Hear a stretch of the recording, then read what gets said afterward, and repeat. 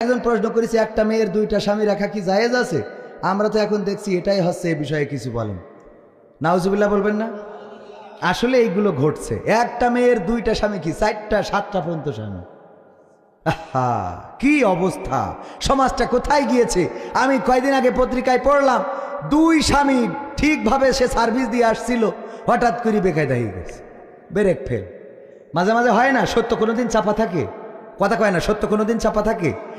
একজন নারী 2 জন স্বামী যদি রাখে, এর মতো জাহেল, এর মতো কুলাঙ্গার, এর মতো নিকৃষ্ট পাপী আর এই জামানায় হতে পারে?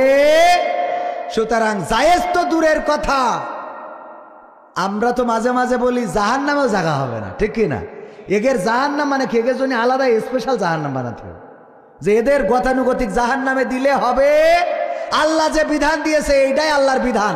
আগে হজরত ইসাক আলাইহিসসালাম, সম্ভবত বা ইয়াকুব আলাইহিসসালামের জামানায় আপন বোনকেও বিয়ে করা যেত, তার শরীয়তে জায়েজ ছিল। মুসা আলাইহিসসালামের শরীয়তে শুকর খাওয়া জায়েজ ছিল, খিনজির জায়েজ ছিল। আমাদের শরীয়তে যেটা নাই সেটা করা যাবে, আমাদের শরীয়তে যেটা নাই সেটা করা যাবে না কোনোভাবে। আমাদের শরীয়তে মেয়ে একাধিক স্বামী রাখতে পারবে, একাধিক স্বামী রাখতে পারবে।